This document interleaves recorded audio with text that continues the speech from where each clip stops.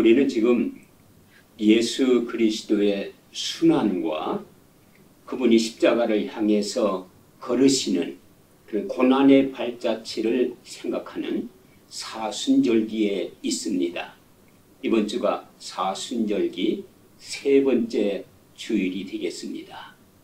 기독교에는 예수 그리스도의 고난을 깊이 명상하면서 우리의 신앙을 다시 한번 매만지는 기회가 될 뿐만 아니라 예수 그리스도의 부활을 준비하는 기간이 되기도 합니다.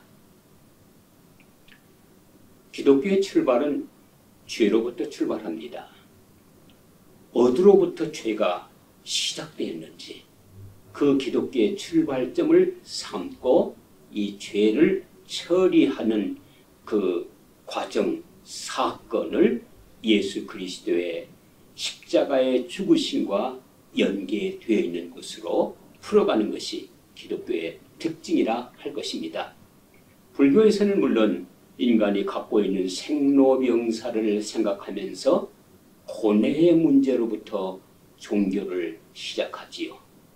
우리 기독교는 죄의 문제로부터 시작하면서 그 죄를 극복하는 하나님의 사랑, 하나님의 은혜, 그리고 예수 그리스도가 십자가의 죽으심으로 말미암아서 인류를 구속하시는 위대한 하나님의 사랑의 사건으로 시작하는 것이 우리 기독교의 특징이라 할 것입니다. 성경 66권의 첫 장은 창세기 1장으로부터 시작하면서 66권의 첫 책이 창세기라고 말할 수 있지요. 이 창세기의 기원은 죄의 기원에 대해서 설명하고 있습니다. 죄가 어떻게 시작됐는지에 대한 이야기를 하나님께서 인류를 창조하시고 아담과 이브를 에덴 동산에 거하게 했습니다. 그리고 선악과를 따먹지 말라는 하나님의 금령이 있었습니다. 하나님의 금령을 어기고 하나님의 명령을 불순종함으로부터 죄의 시작이 이루어집니다. 이때에 하나님께서 아담과 이브가 하나님이 명하신 선악과를 따먹어서는 안 된다고 하는 명령을 어긴 것을 알고 아담아 내가 어디 있느냐 그렇게 물었을 때 아담과 이브가 숨습니다. 그리고 네가 선악과를 따먹었구나. 예, 나의 아내가 그것을 따먹으라고 말했어요. 또 아담이 그렇게 변명을 하자 아내 되는 해와가 저 뱀이 나를 꼬여서 따먹게 됐어요. 그러니까 서로 책임을 전가하는 일로 그 스토리가 기록되어 있습니다.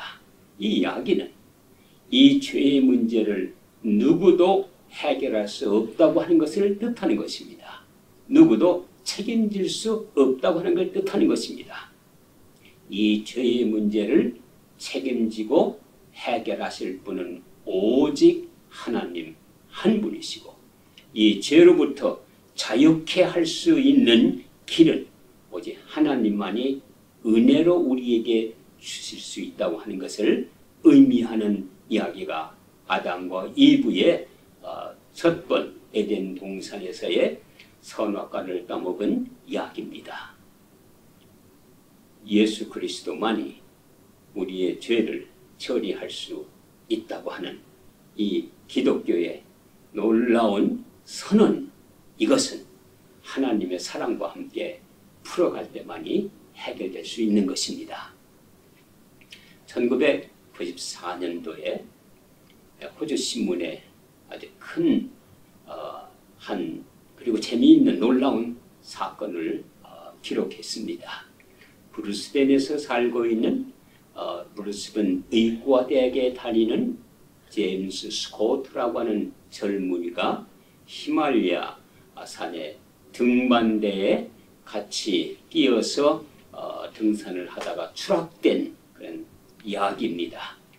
이 젊은이는 제임스는 꿈이 히말라야 등반을 하는 것이 꿈이었습니다.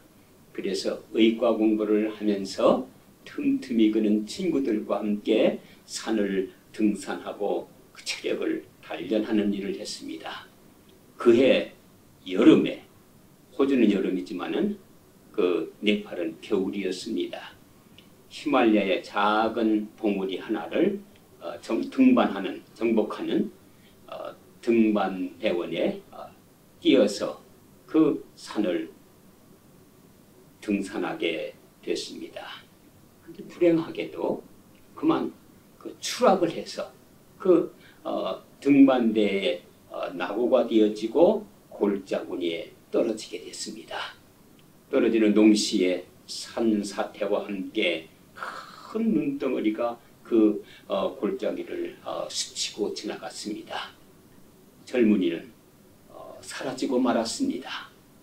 네팔 경찰에 신고를 했고 며칠 만에 호주 대사관을 통해서 브루스벤에 있는 부모에게 전달됐습니다. 제임스 스코트는 실종돼서 사망하고 말았습니다. 그리고 그 시신을 찾을 수 없게 됐습니다. 그런데 그 아버지와 어머니는 포기하지 않았습니다. 그리고 온 가족이 동생을, 아들을 구할 수 있다고 마음을 모았습니다. 그 아버지는 의사였습니다.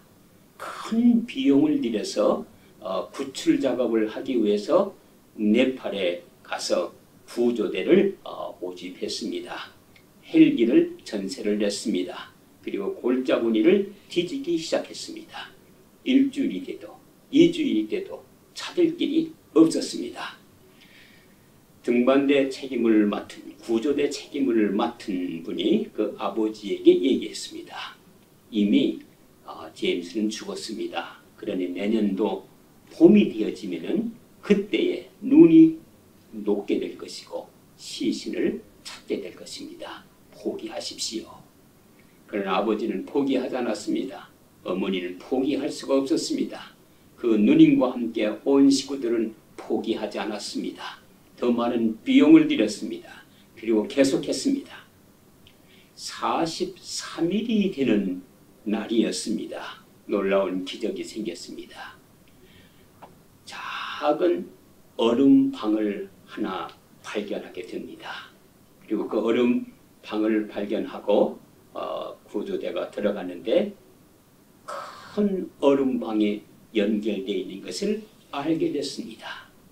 거기에 제임스가 있었습니다. 놀라운 기적이었습니다.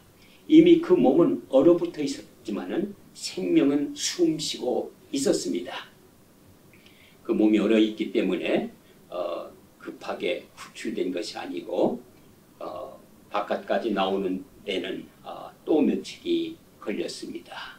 그리고 그는 구조대에서 호주로 이송이 되었고 병원에서 1년 이상을 머물면서 몸을 회복한 이후에 정상적으로 그는 퇴원할 수가 있었습니다.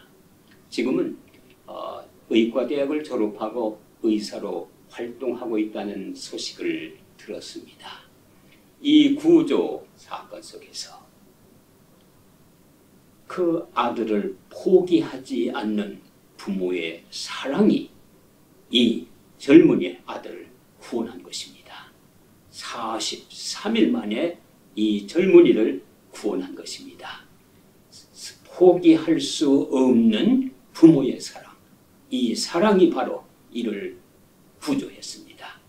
포기할 수 없는 사랑이 바로 하나님의 사랑입니다. 하나님은 우리를 포기하지 않습니다. 그리고 우리를 구원하시기 위해서 독생성자 예수 그리스도를 희생시키고까지라도 우리를 구원하기 위해서 사랑과 은혜를 베푸신 것입니다. 이게 기독교의 진리요. 고난절에 우리가 깊이 명상해야 될 사건인 것입니다.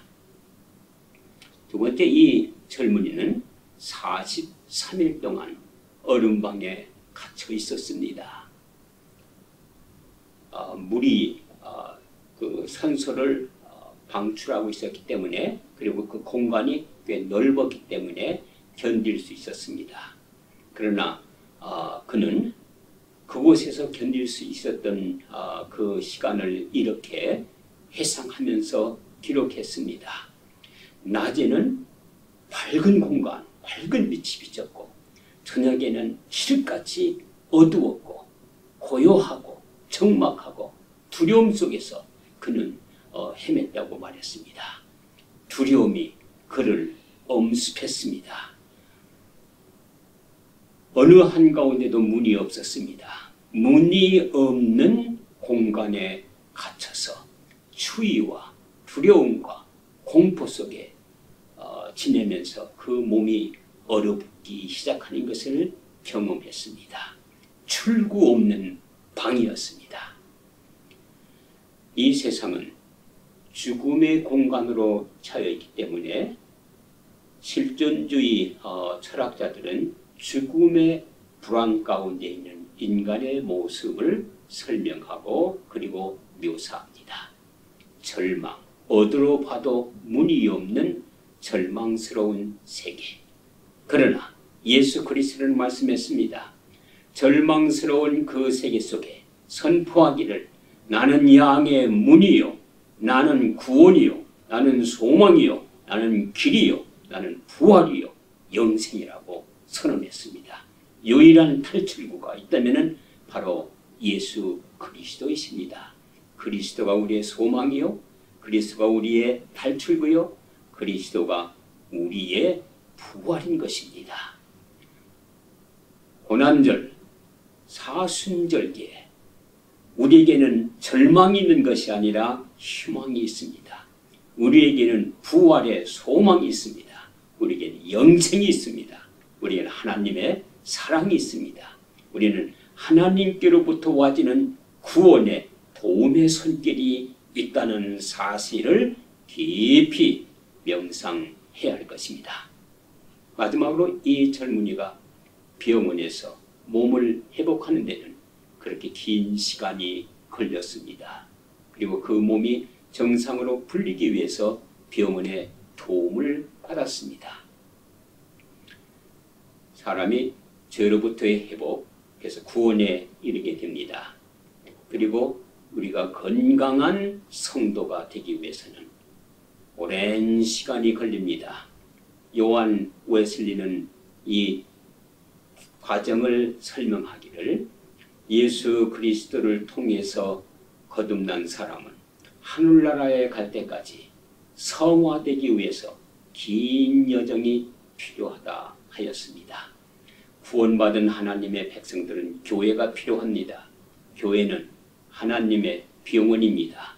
그곳에서 우리가 영적으로 건강을 회복받습니다. 성도의 교제를 통해서 인간관계를 키웁니다.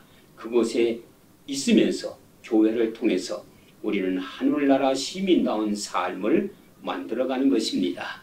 이렇게 함으로써 우리는 하나님 앞에서의 성숙한 한 인간으로 성장해 가는 것입니다. 사순절기 예수 그리스도를 명상하면서 우리의 건강한 믿음을 갖기 위해서 우리의 신앙을 점검하는 기회가 될 수 있기를 축원하는 것입니다.